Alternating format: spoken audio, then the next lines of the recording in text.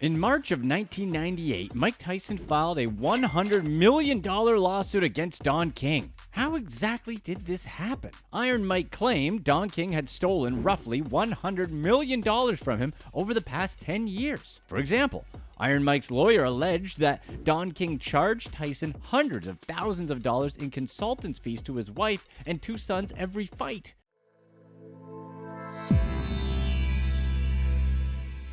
Lawsuits were certainly nothing new to Don King. He'd previously been accused of stealing money from numerous other prize fighters, including Muhammad Ali and Larry Holmes. But let's first get into who Don King is as a person. Don King is probably the most famous name in the boxing world. For anyone that's not actually a boxer, that is. That makes sense because he's been behind a lot of champion fighters such as Muhammad Ali and Mike Tyson. In his reign in boxing, he's organized and promoted over 500 fights that brought him not only fame, but also millions and millions of dollars.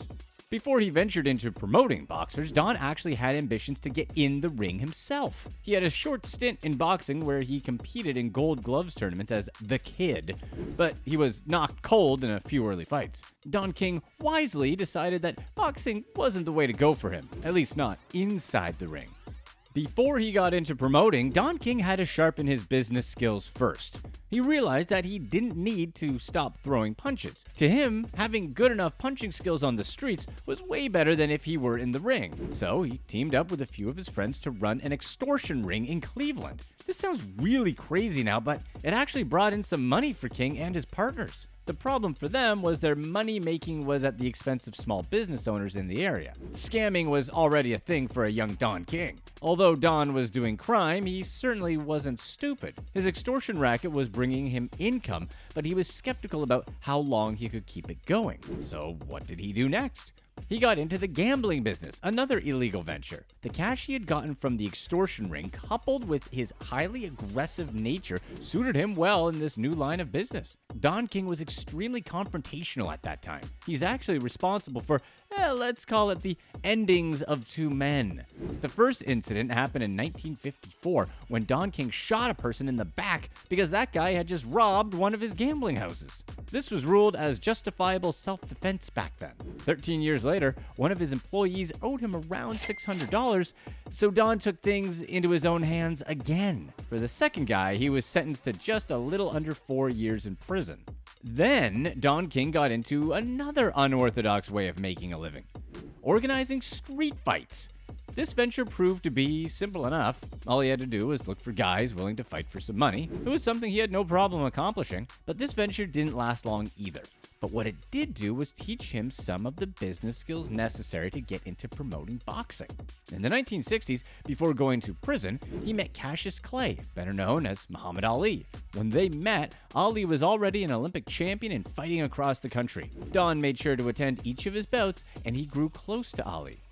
In 1972, he decided to organize a charity event for Forest City Hospital in Cleveland. He asked Ali to fight in a 10-round exhibition, something that Ali agreed to. This didn't only ensure a successful fundraiser, it also opened King's eyes to what it meant to get involved in boxing. With the event raising over $80,000, it wasn't hard for King to realize how much money he could make being a boxing promoter and manager. He and Ali both quickly became a couple of the biggest names in the boxing world in the 70s. The big break for Don came in 1974. This is the year he organized the famous Rumble in the Jungle between Ali and George Foreman. He followed this fight 1 year later with yet another big event known as the Thrilla in Manila. With those two hugely successful fights, Don King became one of the top boxing promoters at that time.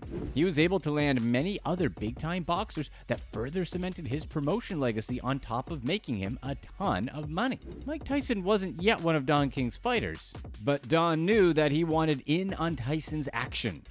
During Iron Mike's early boxing career, he was being coached by Cus D'Amato. He was the person who completely changed Tyson's life. D'Amato played a central role in making Tyson the youngest heavyweight champion in history. Cus D'Amato was introduced to Mike Tyson after Mike ended up at a juvenile detention center. Under Cus's direction, Mike won gold in the Junior Olympic Games in 1981 and 1982. With such a huge amount of potential, it was hard for Mike not to be noticed by boxing's biggest promoter at the time. Naturally, Don tried to win Mike over to his camp, but he couldn't get past Cus D'Amato. Cuss had reservations about Don, and that was only natural considering Don King's past. So he made sure to shield Mike from any cooperation with Don King as much as possible. And he succeeded. For a while anyways. But then, tragedy struck. Mike Tyson got his first professional fight in May 1985 and floored his opponent in the first round. This was a big break for him and also Cuss. Unfortunately, Cuss passed as a result of pneumonia. That was something that was good only for Don King because that meant he could finally get what he wanted from a young Mike Tyson, which was a piece of his earning potential. With a contract in place, the two set out to conquer the world of boxing, and they did just that. Under Don King's promotion, Mike became one of the richest boxers ever. From 1987 to 1990, he remained the undisputed world heavyweight champion. To this day, he remains the youngest boxer to win a heavyweight title at 20 years of age. Of course, with the titles and bouts came the big checks. Don King was a great promoter. Mike Tyson routinely made millions of dollars in his fights. For example, in July 1988, when he went up against the then undefeated Michael Spinks, he walked away with a $20 million check. That's $44 million for one fight in 2020 dollars. It's estimated that Mike made at least $400 million in his career, but he blew a good amount of his money on a lot of random things. Find out more in this video. However, a good chunk of Tyson's money also found its way to Don King. Trouble for Tyson began in 1990. That's when he lost in his legendary fight with Buster Douglas. He also ended up being sentenced to prison. With Iron Mike going to prison, that really shined the light at the dire situation of his cash flow, basically the cash outflow. Yes, this is despite making at least $400 million in earnings. It's still always about keeping the money we earn. Tyson began to look at where all his money went. According to Iron Mike, the trail ended up at Don King's door. He said that Don King essentially had been stealing his money. So, in 1998, Tyson sued King for $100 million. According to Tyson, this was the amount that King had stolen from him for over 10 years. Court records showed that Don King had contracts that not only made him Tyson's promoter, but also gave him 30% of his earnings. And that's technically against Nevada law. Iron Mike's lawyers claimed King made millions more from foreign broadcast rights and even selling Iron Mike's image. When the WWE, then WWF, wanted Tyson's picture for its WrestleMania ads, the rights were credited to Don King Productions.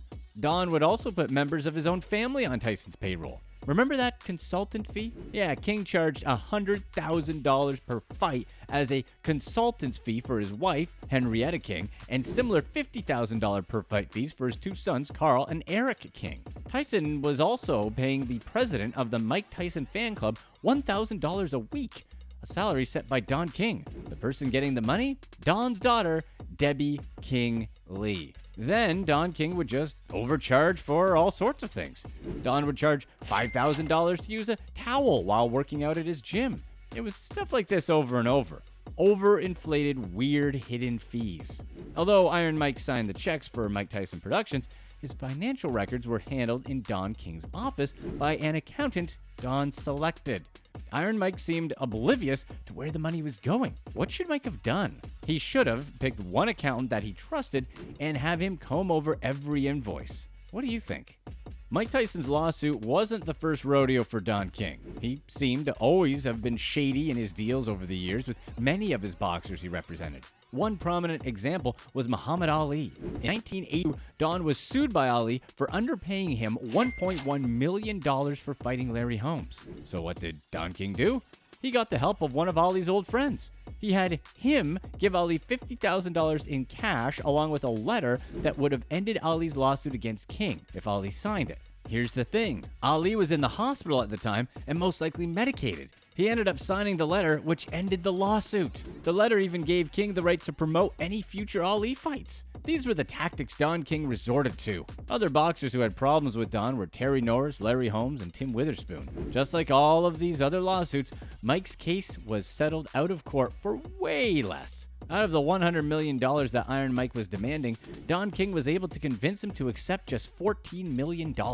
How much did his impending bankruptcy play into accepting pennies on the dollar? Probably all of it, because that money went straight to paying off Iron Mike's creditors. In 2003, Iron Mike and Don King tried to work things out between themselves and possibly work together again. Why do boxers keep wanting to get into deals with Don King? Is it just the fact that he's such a great promoter and boxers are willing to put up with the inevitable scamming? So, Iron Mike flew on Don King's private jet to have a meeting. But on that flight, he spent the whole time, let's just call it having nose beers. And he started thinking about how he really paid for the jet he's flying in because of all the money Don stole from him. So while he was riding with Don in his Rolls Royce on the way back to Don's office from the airport, he simply snapped and kicked Don in the head.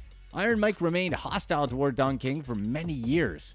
In 2018, he threw water at Don for touching his shoulder at the Boxing Hall of Fame induction weekend in New York. How does Iron Mike feel about Don King today? In 2020, they seem to have reconciled. Mike Tyson apologized for what he did in 2018, and Don King seems lovey-dovey about Iron Mike. He actually said he's never had anything against Iron Mike, despite their history. Here's what's next.